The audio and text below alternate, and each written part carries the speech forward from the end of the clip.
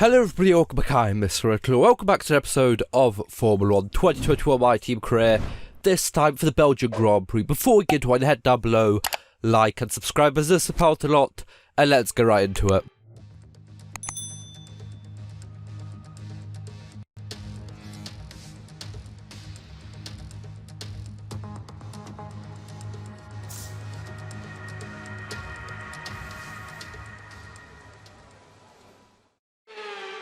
So here I am out for my flying lap at probably one of the most iconic circuits in Formula 1. Of course, it is Spa for the Belgian Grand Prix over here.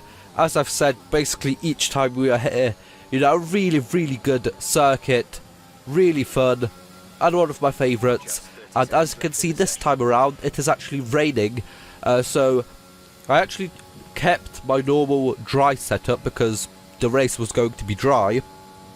But the only thing I did was move my front wing from a 3 to a 6 so I can actually turn in with all of this, you know, rain and stuff. And it did actually do quite well. As you can see, currently P5 up by 2/10 at the moment. Just coming out of, you know, sector... well, this is still sector 1, right? Or is it sector 2 already? No, it's sector 2. But yeah, doing alright right now, you know, 2 to 3/10 gained at the moment in P5. And we actually do have quite a good shot at the moment because I'm pretty sure currently Carlos Sainz, my teammate, is in P2 in the kind of in qualifying, I'm pretty sure. So we can actually fight for pole, you know, for the first time, like properly, I think since probably the last game, to be honest.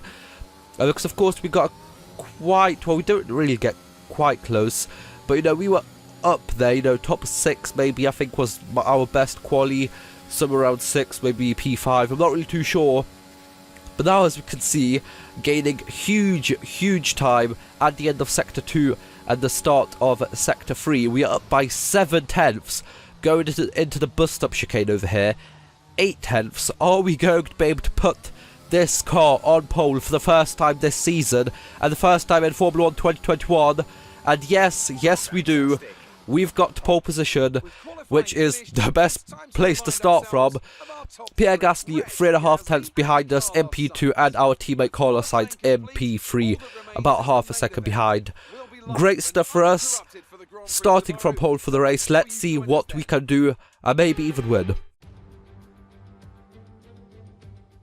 Welcome along then to the Belgian Grand Prix, the race that gave us the maiden victory for the Jordan team in 1998. And in the same team, the phenomenal debut of a young Michael Schumacher. There's always something special around one of the many corners of this fan-favourite circuit.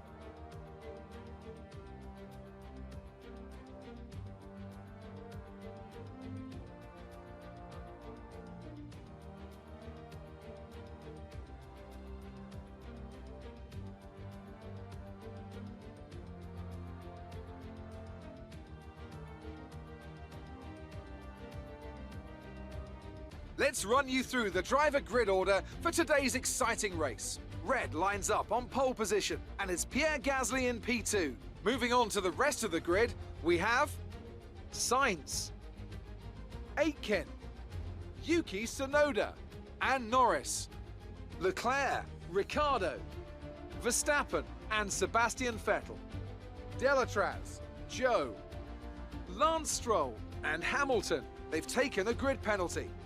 Giovinazzi, Ocon, Nicholas Latifi, and George Russell, Lundgaard, Mazepin, Mick Schumacher, and Nobuharu Matsushita.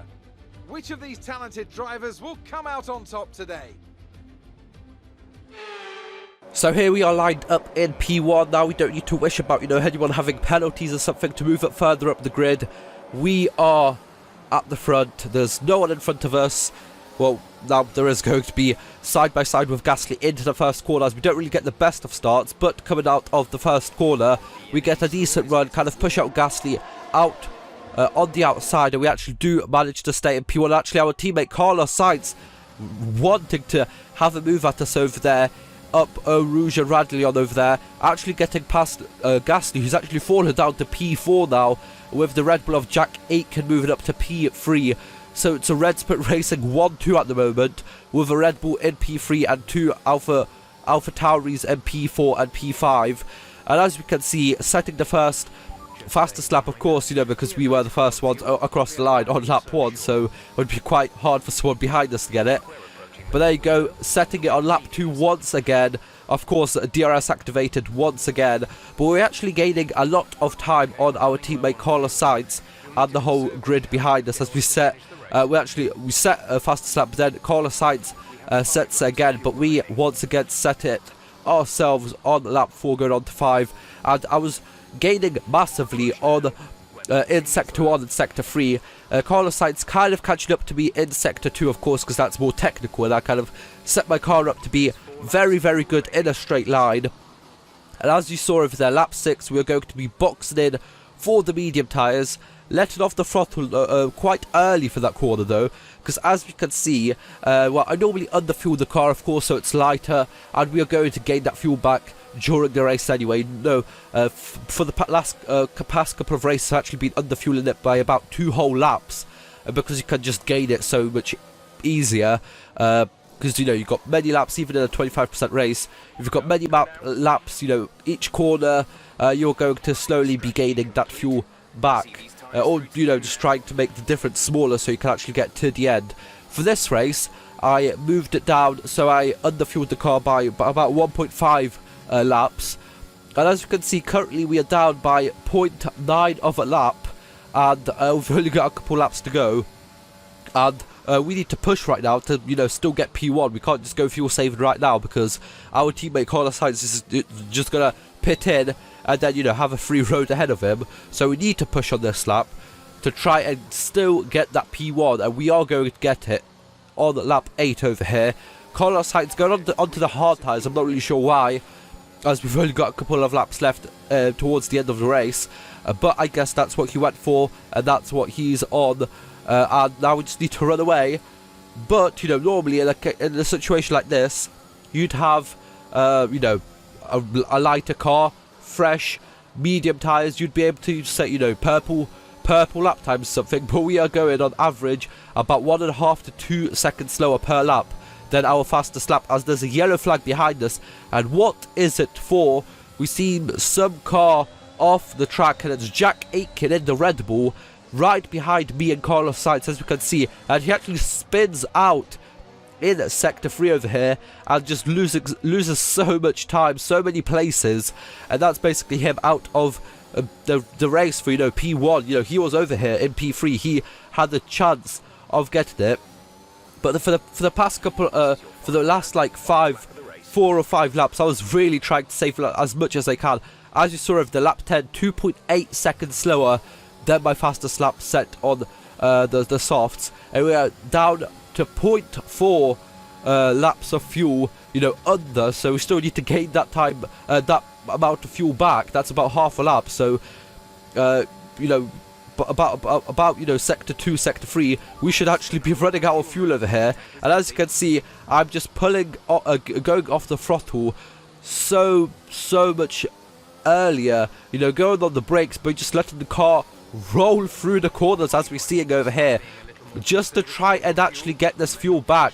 As we see over there, we actually go off the throttle a bit too much, and Carlos Sainz has a chance to go past, but then we get him back, but we still need to make up 0.3 of a lap's worth of fuel, and we are slowly running out of corners to make it up. And of course, you know, any other circuit, let's say Silverstone, Monaco, you've got many low speed corners, you've just got many corners in general, that, and the circuit isn't, you know, fully flat out. You know, you've got sections of track where you are, you know, going past quite slowly, and that goes into account for every lap. But over here, Sector 1, Sector 3 is basically flat out all the way, and on the final lap on Sector 3, the final sector, we are in the low fuel saving mode, and we are tumbling down the order, down to P9, P10. We aren't even going to score points this race. We qualified pole, we were leading the race every single lap apart from the lap where we had to pit in, and now we are P12, and we are going to lose another 2 positions just across the line over here, as we basically have no fuel left, and we cross the line in P14.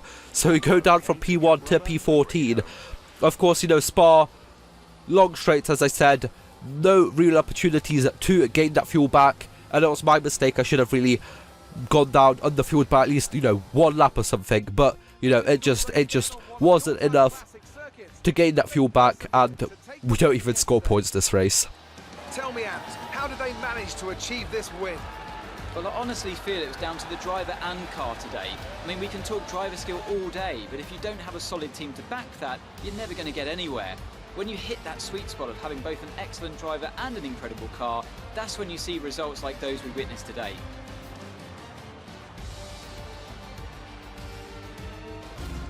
Well, I'm thoroughly exhausted after the excitement of that race, but I'm sure it's nothing compared to our drivers here. They've worked hard to make it up there, and it's great to see them make their way out onto the podium.